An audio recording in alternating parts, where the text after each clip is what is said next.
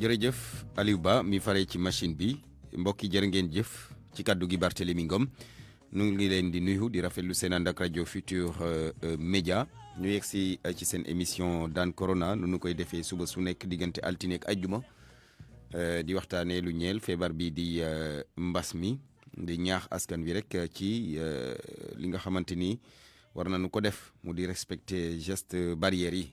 ngir tàmbali waxtaan bi nag ñu ngi ci ligne beeg docteur Mamadou Ndiaye docteur nu ngi lay nuyu.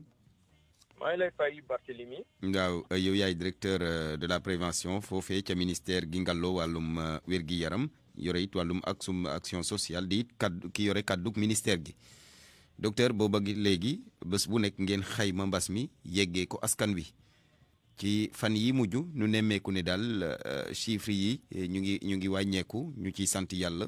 mooy cas yi nga xamante ni ñu ngi wàññeeku ñu ciy sant yàlla léegi nag laajte gi mooy tendance yi ñuy nemmeeku fan yi ban njàngat lees ci mën a def. jërëjëf di la nuyu Barthélémy di nuyu auditeurs yi. di nuyu Sénégalais yëpp. tendance bi ñu gis mooy maanaam mbas mi di jéem a wàññeeku ci Sénégal. depuis pratiquement plus de 1 mois léegi.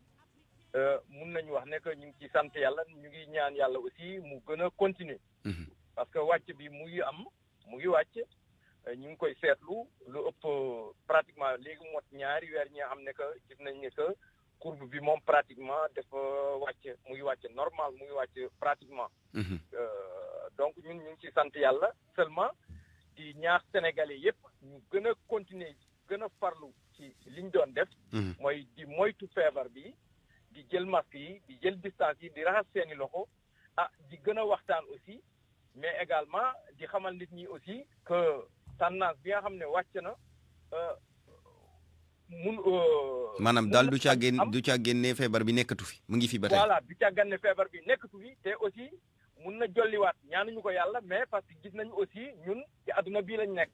ñu ngi seet suñu réew waaye ñu ngi seet yeneen réew yi nga xam ne ñoom.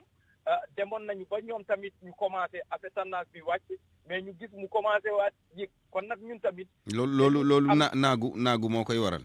waaw naagu moo koy waral te donc ñun tamit dañ ci bàyyi xel lool di wax nit ñi nañ ci bàyyi xel. bu ñu wax ne mu ngi wàcc rek jeex na xeex bi wala nangam et cetera déedéet su demee sax bay des ay juróomi cas benn cas 10 cas et foofu la affaire bi gën a jafe encore di continuer liggéey bi kon nag loolu lañu am ci njàngat ci li nga xam ne.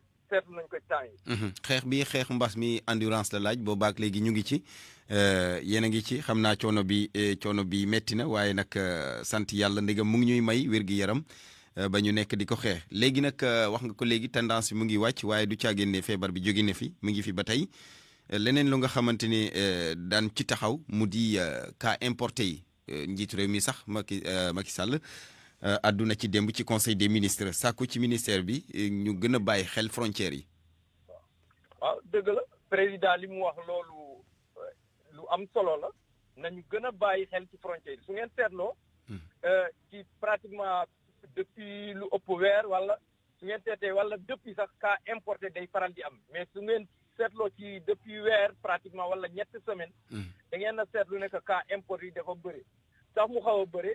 mun nañu wax ne que dafa fekk d'abord bon ubbi nañu frontières yi nit ñi dinañ ñëw sénégalais yi ak ñeneen ñi tamit dañu ñëw loolu moom terewuñ ko circulation des personnes et des biens mais ci yeneen réew mi aussi mbas mi def pratiquement wàññeekuwul ni mu waree donc cas importé il faut ñu taxaw ci ni ko président waxee ñu renforcer surveillance ci frontière bi loolu la ñu def contrôle sanitaire frontière aérienne mooy aéroport bi ak port bi ak yeneen port d'entrée yëpp dañ ko renforcer di ko nemmeeku mais nag aussi lu am solo def nañ ko gouvernement du Sénégal def na ko ministère de la santé ministère des transports aériens mooy que nit ñi balaa ñuy ñëw même su dee ay sénégalais lañu balaa ñuy dugg avion di ñëw fii li war mooy ñu def test bi ba test bi nekk négatif terewuñu leen ñëw waaye sooy tukki na fekk nga wér ba pare loolu compagnie ñoo ci war a taxaw jàppale ñu nit ki nu muy amee billet wala visa di ñëw ci réew balaa ngay dagg sa billet wala ngay dugg ci avion compagnie bi seetlu xam nga wone sa test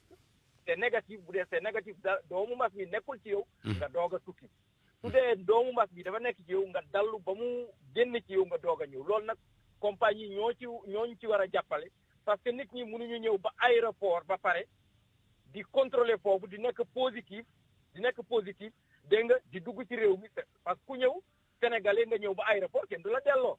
sa réew nga nekk. waaye nag lii war mooy que balaa ngay ñëw nga def test négatif su nekkee négatif nga ñëw dugg sa réew sa njaboot sax moo gën ci sa njaboot parce que soo ñëwee aéroport ñu testé la nga jàll terewuñ la dem nga dem sa kër wala say njaboot et cetera donc loolu li war a am ñëpp a ci war a taxaw ñëpp am déggin bi ñi nekk bitim réew ñi nekk ci biir réew mi compagnie aussi à la kulliyaal ñu jàppale leen mais docteur li leneen lim aérien et ministère de la santé génne nañu bataaxal bi nga xam ne day commencé loolu day am à la kulliyaal nit ñi balaa ñuy ñëw ñu wane test négatif. mais docteur bëggoon naa laaj leneen parce que wax nga ko sànq kuy ñëw Sénégal dañ lay obligé nga def test su fekkee am nga feebar bi nga toog ba mu jóge ci yow boo ko amul nag nga ñëw problème bi mooy diggante ñiy ñëw ay cas importé yi jaaree aéroport dañoo bari ndax test yi ñu leen defal dafa baaxul wala boog lan la. non test yi dafa wute xam nga test nit ñi c'est un peu technique test am na ñi nga xam ne boo am na d'abord am na ñi nga xam ne dañuy ñëw indi test bu baaxul faux test loolu moom dafa am. loolu moom nit ñi lu nekk la ñuy labaj di indi loolu moom mun na nekk. mais nag test aussi ki nga xam ne feebar baa ngi ci yow te mu ngi dox ni mu waree nga xam ne da ngay wàlle dafa am test bi ñuy laaj dafa am nag test bi nga xam ne soo ko defee day wax ne rek feebar bi mos na jaar ci yow xam nga mos na jaar ci yow xamuñ ne ndax mu ngi ci yow wala génn na ci yow loolu xam nga loolu leerul. ñun dañoo laaj test bi nga xam ne kii soo ko defee que nit ki am na feebar bi te mu ngi wàlle. Sénégal loolu la laaj te nee nañu test boobu soo ko defee na fekk mu passé wul semaine xam nga loolu dafa leer.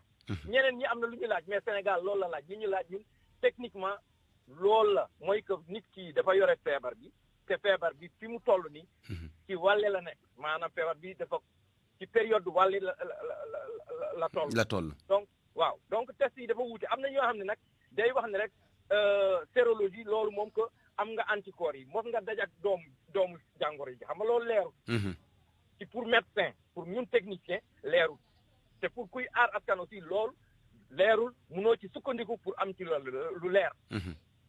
mais léegi nag bu ngeen toogee fii am ku jóge bitim réew ñëw muy doomu Sénégal di beneen keneen bu yegsee aéroport ak beneen test bu wuteeg bi ngeen di laaj nu ngeen koy def. kooku day defaat test. fay. loolu kooku day defaat test loolu moo tax ngay dégg yenn saa yi ci information yenn yi di kaas wala nangam xëy na ñoom tamit dañ koo xamul du dëgg.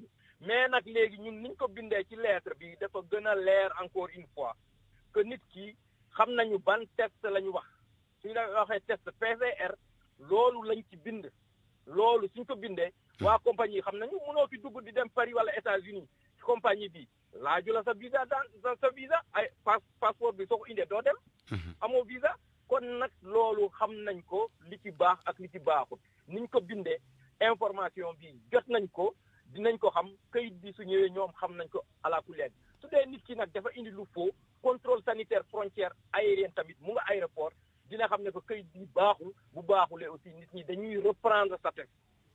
d'accord wala li bari ñu def ko. loolu mu ngi ci kanam rawul bët. li ci kanam rawul gët jërëjëf docteur nu ngi lay gërëm jox lay daje ci kanam ci bulletin wu bés bi. jërëjëf El Hadj maa ngi lay sant di la gërëm.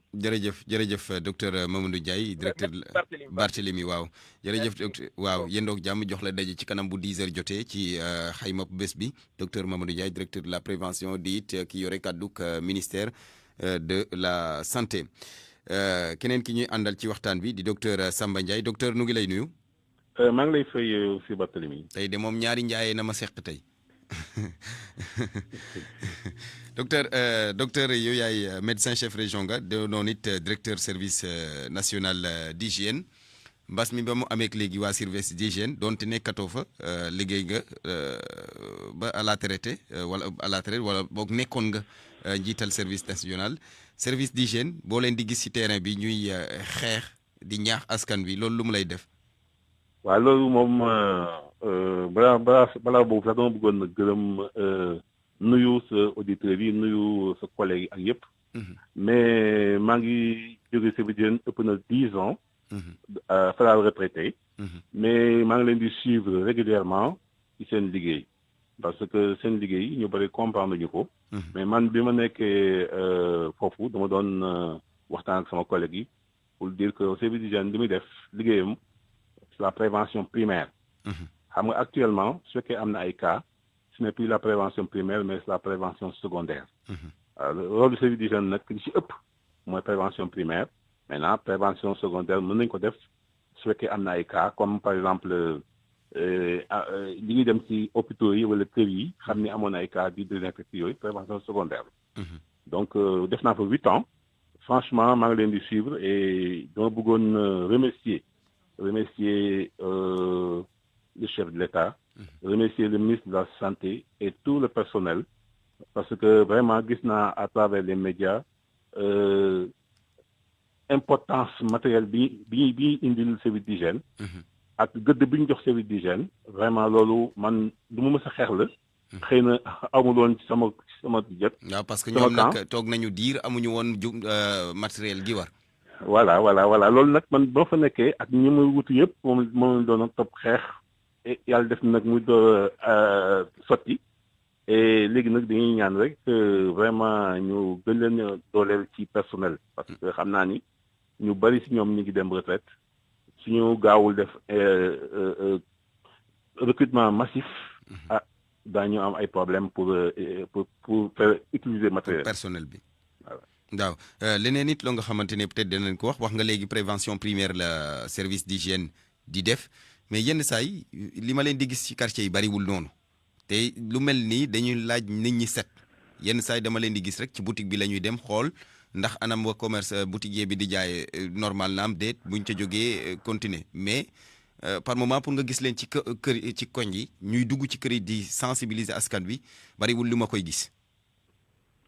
waaw loolu moom yàgg nañ ko wax c'est que nag bien sûr comme ni ma la waxee tout à l'heure problème bi effectif bi la woon effectif bi moo posé woon de véritables problèmes da ngay gis un endroit comme Parcelles Assainies ñu rëy yëpp il y a que 2 ou 3 agents ñoo war a parcourir l'ensemble des Parcelles Assainies à l'époque tam ba fa nekkee et te xam naa ne soo moytuwul encore dafa gën a kii doy waar léegi loolu aussi nekk na un problème bu xam ni évidemment comme ñoom duñu mën daañu dugg ci kër yi mais bien sûr dañu def boutique aussi parce que boutique yi dañuy jaay ay denrées alimentaires il faut les vérifier denrées yi ñuy jaay parce que souvent nit ñi dañuy jaay ay denrées périmées ay denrées impropres à la consommation donc loolu yëpp jar nañ ñu leen di xool mais nag bien sûr bu ñu wax aussi dañu war a def selon la loi la prospection domiciliaire c'est-à-dire dañu war a dugg ci kër yi et man mii boo nekk xale combien de fois j'ai averti ma mère ne ko ay waa service ñu ngi ci koñ bële ñu gaawantu génn di nettoyer di kii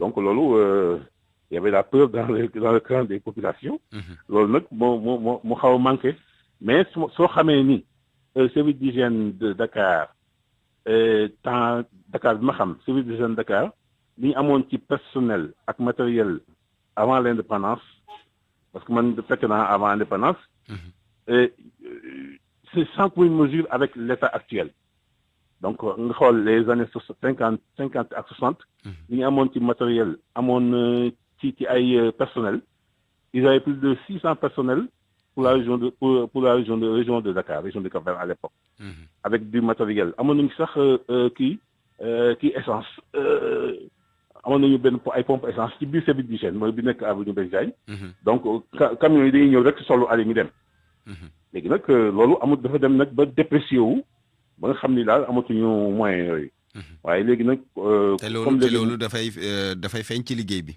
waaw day feeñ ci liggéey bi duñu am moyens yi et quelquefois duñu am produit aussi parce que produit même soo amee ay matériel te amuloo produit aussi doo mën a liggéey donc loolu yëpp parce que ñoom am nañu mu liggéey yu bari yoo xam ne mën nañu ko def dans le cadre de la prévention mais par exemple service d'hygiène bu bëggee def par exemple mu ne damay désinfecter tel quartier ndax dañuy faral di rapproché wu ci autorités locales yi même su fekkee ne seen produit du doy ñoom maire yi kay xanaa mën nañ ci def dara waaw effectivement les maires font beaucoup de choses ça il faut le dire am na maire yu bari comme ay Yoff ay partout da ngay gis dañuy ñëw en partenariat avec le service d'hygiène alors su ko defee ñoom ils donnent les moyens au service d'hygiène les moyens en matière de produits carburant yooyu voilà carburant comme ça ñu def liggéey bi ça se fait avec les autorités municipales.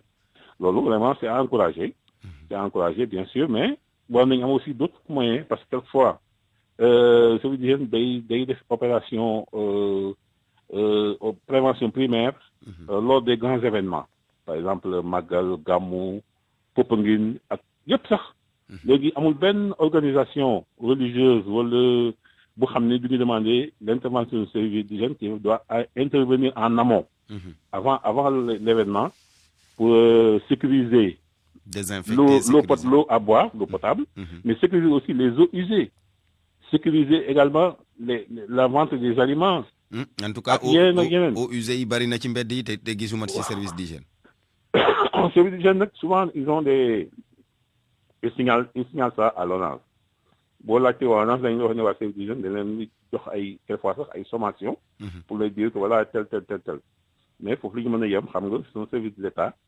Duñ ko mën a poursuivre comme ni ñuy poursuivre n'est-ce pas les populations récalcitrantes. D'accord.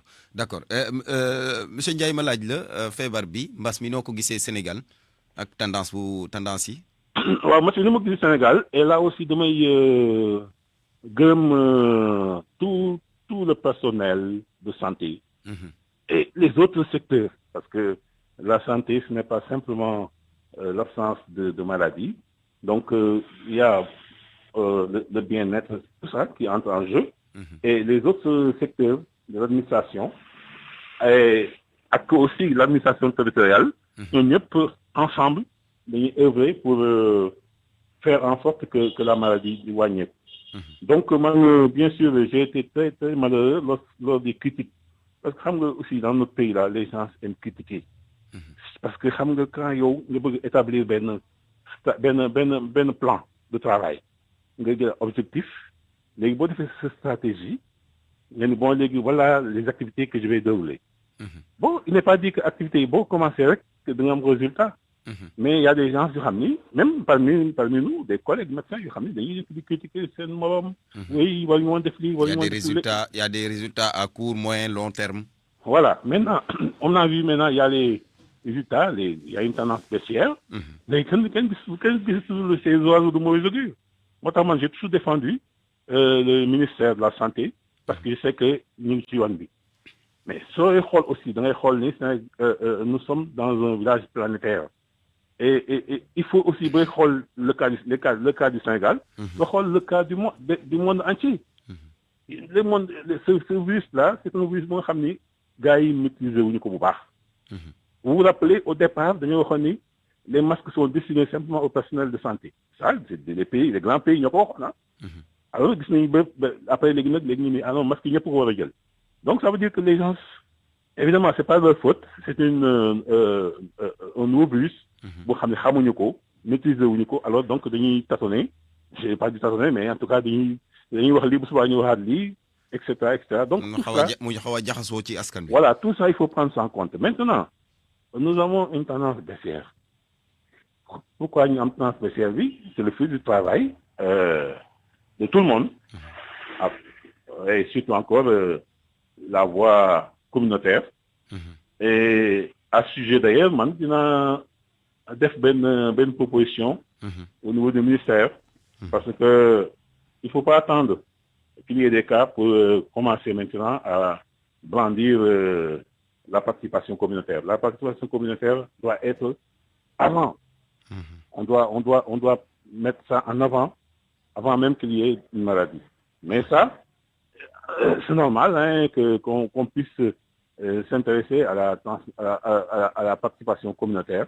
Parce que faut que nous menions une maladie.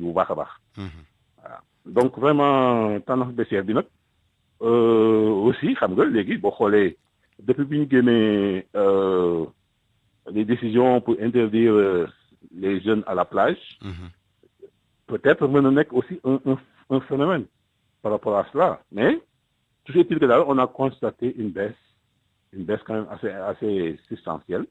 Mais de toute façon, c'est maintenant qu'on doit commencer à redoubler d'efforts. Tant qu'il y aura des cas dans le monde, même si aujourd'hui on arrive à avoir 0 cas au Sénégal, nous ne sommes pas encore sortis de l'auberge. Ndegam nit ñaa ngi dem ak dikk. Voilà. surtout au niveau des frontières. Parce que frontières aériennes, il faut surveiller. Il y a une surveillance déjà qui se fait. Mais il faut accentuer. Mais également, il y a aussi la frontière maritime avec les frontières terrestres.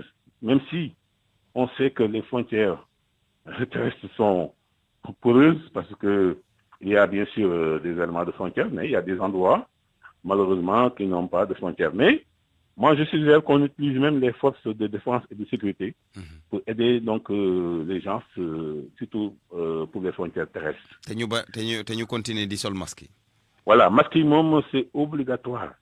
Parce que vraiment, j'ai vu dans mon quartier et dans les autres quartiers, il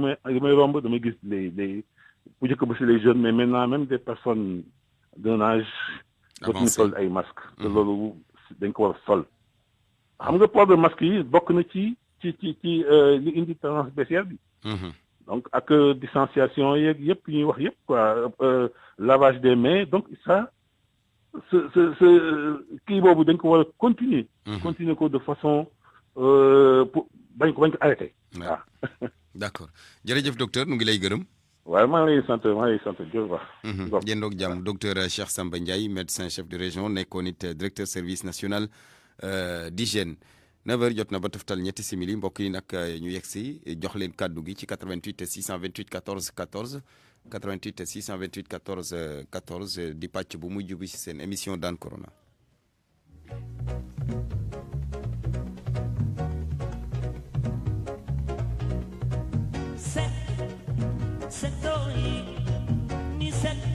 Seti sa xello ni seti sa jëfo ni seti sa xollo ni setoy set lu naa la 88 628 14 14 salaamaaleykum allo salaamaaleykum asalaamaaleykum. maaleykum salaam kooku. Barthélémy ñoo ngi ziar. ñu ngi delloo ziar. mbaa yaa ngi si jàmm. sant yàlla alhamdulilah. Boubacar Diarra Kees. Boubacar naka waa Kees nu ngeen def. ñoo ngi sant yàlla bu baax Barthélémy. yàlla na yàgg. Barthélémy ñoo ngi kontaan ci yow di kontaan ci rajo bi yëpp di kontaan ci Alaaji Asan. jërëjëf. ndax li nga xamante ne mooy mbas bi dugg si biir réew mi saa su nekk. yéen a ngi ni andil ay nit ñoo xamante ne dañ ci wax loo xamante ne day askan bi da ci jëlee jëriñ. lu le service d'hygiène nag dañ leen di félicité bu baax a baax. jërëjëf. ndax service d'hygiène ñoo ngi liggéey bu extraordinaire ci biir askan bi. ndax tey yëpp xam na ne maat bi nga xamante ne feebar bi suñu di jëlee fu ñu nekk dinañ doon dem comme ko foofu defar leen pour def seen dëkkuwaay ba nga xamante ne pour askan bi bañ a loru. kon ñoo ngi leen di félicité bu baax. waaye nag ci wàllum koom. pandémie bi dafa am lu mu def ci biir réew mi. parce que am na ndaw doo xamante ne ci biir réew mi la ñu nekk gëm seen bopp di jënd seen i bagage lal seen i table di jaay di ñeesa di yóbbul seen i njaboot. te tey ñëpp xam nañ ci côté économie Sénégal am na benn jafe-jafe adduna bi sax. kon à l'heure actuelle tey bii maa ngi ñaax ku nga xamante ne wala di ko ñaan ñu président de la république ak ñi nga xamante ne ñooy gouvernement am. xam nga am na benn affaire boo xamante ne président da kaa teg ñuy fonds de garantie sécuritaire muy FONGIP. FONGIP tey bii am na ndaw ñu bëri ñoo xamante ne tey bii soo demee laaj bi ne yéen seen liggéey bi ngeen nekk nii bu mucc ay nan ngeen def dañ ne FONGIP moo ñu financé. kon tey jii ñoo ngi koy ñaan moom mu jàppale ñu ba nga xamante ne ndaw ñi day gën a mën a am accès ci FONGIP gën a am jàppale ci FONGIP ba nga xamante ne dinañu mën a am ay financement. d'accord parce que nag directeur bi constitution dañu wax ne directeur bi muy Doudou Ka moo ngi liggéey liggéey bu extraordinaire amul région booy dem ci biir Sénégal te doo gis ñu ne investir na ndaw ñi ñoo ngi liggéey ci biir dëkk. d'accord jërëjëf. maa ngi nuyu docteur Ndiaye ci kees yàlla dafa di nuyu auditeurs yëpp. amiin jërëjëf Boubacar Diarra 88 628 14 14 Aliou Ba boo amee keneen ñu jël ko ci 88 628 14 14 di pàcc bu mujj fi seen émission Daan Corona jox leen kàddu gi ci 88 628 14 14.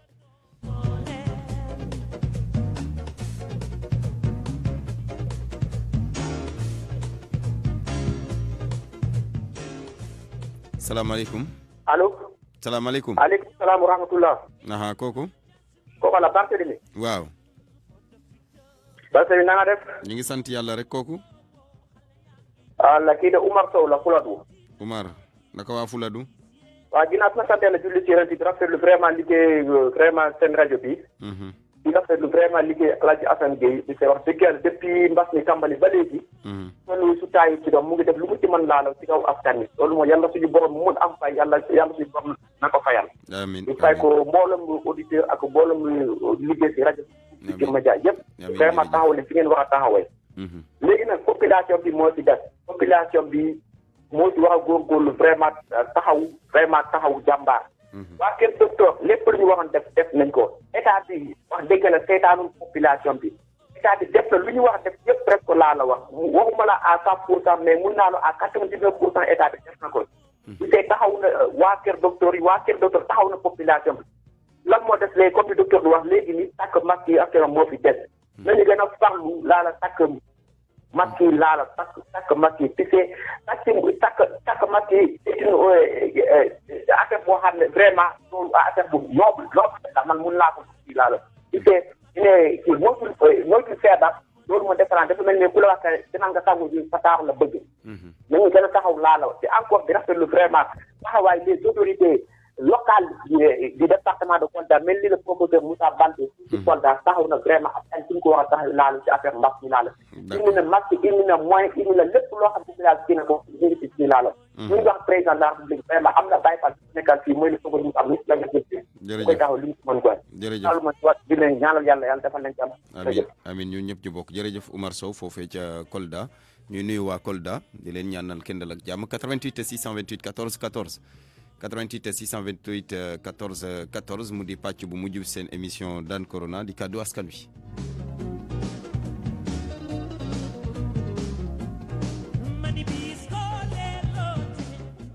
allo salaamaaleykum. salaamaaleykum.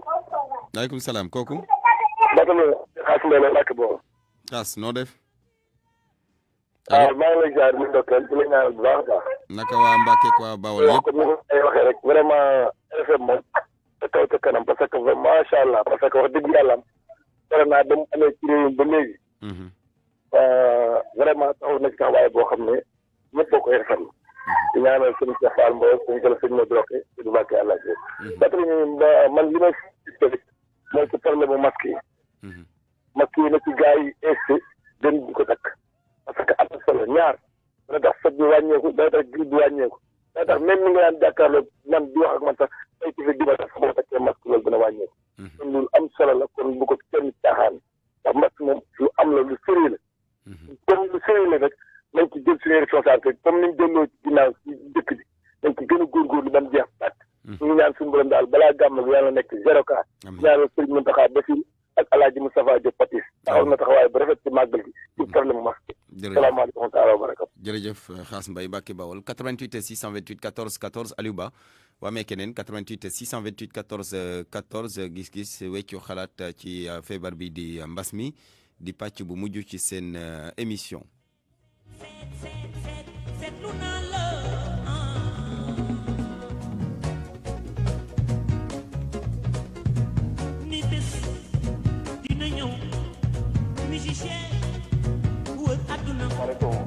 maaleykum salaam kooku. salaamaaleykum. maaleykum salaam. allo. oui. Barthélémy. waaw kooku. allo. waaw maa ngi Madior Dieng la depuis Thiès. Madior Dieng Thiès Madior Dieng la depuis Thiès. waaw ñu ngi lay déglu maa ngi lay Madior jaar bu wér. waaw di kontaan ci émission bi. jërëjëf. waaw di nuyu waa RFM yëpp di leen félicité wax dëgg yàlla yéen moom yéen def ci mbas mi moom ñëpp defoon yéen wax dëgg yàlla dëkk bi mbas mi dina dellu ginnaaw. di gërëm Mame Sène Best FM bu Thiès wax dëgg yàlla moom chaque jour mu ngi def tout lu mu mën ci coronavirus. xam naa moom ñaar rajo yi moom remarqué naa ne bu ñëpp defoon ñoom corona bi dina dellu ginnaaw. waaw di leen sant gën gërëm di wax nag nit ñi Sénégal malheureusement ñoom bourse de vitesse lañ la mën de fond. corona bi de fond la parce que dem ba bañ naa ay 20 cas 25 cas nit ñi di lâché c'est pas normal. nit ñi dañu war a continuer.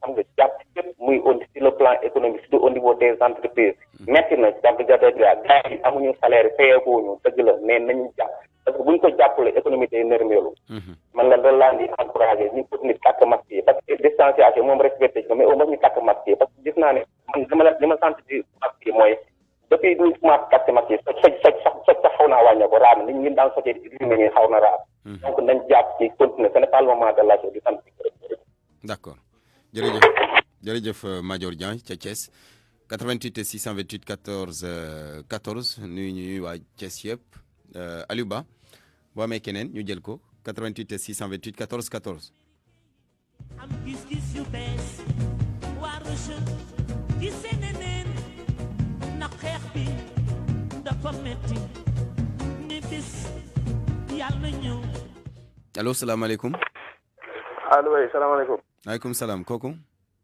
allo waaw allo maa ngi lay dégg waaw ñu ngi ziar baax dañuy leb tur bi ok waa acca lebal nañ la ko ñu ngi delloo ziar waaw mais ñu gën a insister ci masque yi rek parce que defe naa bi coronavirus commencé masque bi ñu doon jël benn paquet 35 000 ci pharmacie yi léegi muy jar 5 000 te jamono jii la gën a importance que bu jëkkoon waaw maa ngi lay dégg waaw boobu la ëppoon njëriñ te boo xoolee France gis naa démb ñu defaat couvre-feu te ñun arrangé ñu Sénégal waaw te léegi nag fi mu nekk nii jamono ji gis naa arrangé ñu te beneen bi affaire bi may wax tamit fan yi damay jàppante si hôpitaux yu bari mais j'ai vu que personnel de santé bi may gis foofu ñu si ëpp duñ tàkk ay masque te loolu ñun bu leen gisee takkuñu masque ñun nan la ñu ñun ñi nga xamante ne ñooy dem si ñoom donc loolu laa amoon lu may wax donc maa ngi jégalu ñëpp. jërëjëf Aliou ñu jël kenn ku mujj ci 88 628 14 14 88 628 14 14 ñu xaarandi kenn ku mujj ci antenne bi laata ñuy yëkkati waxtaan wi.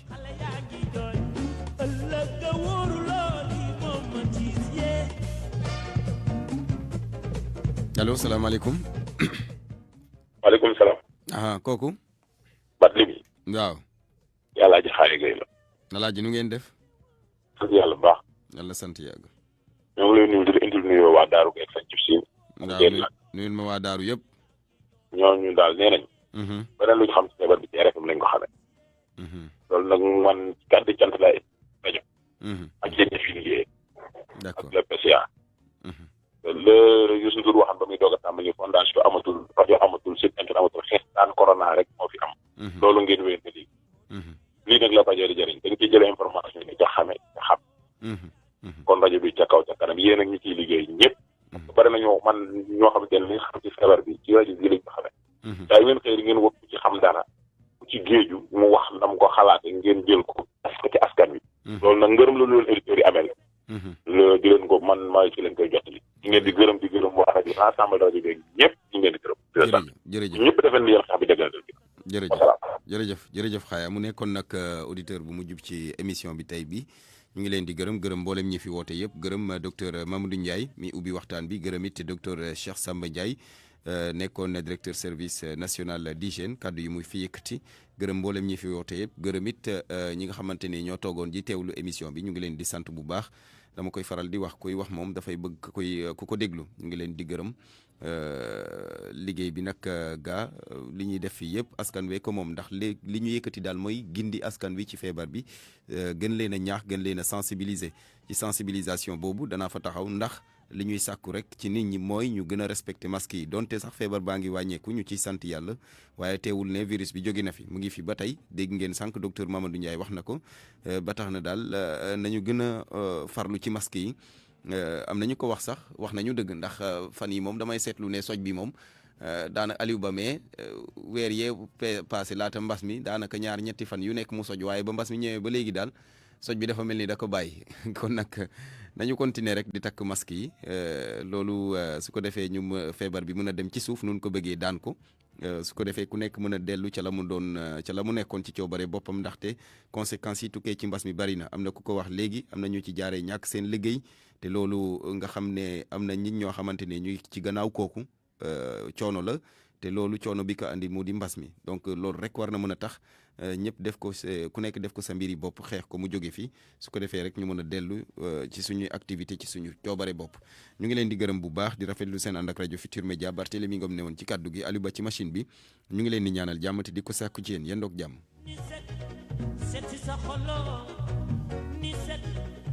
set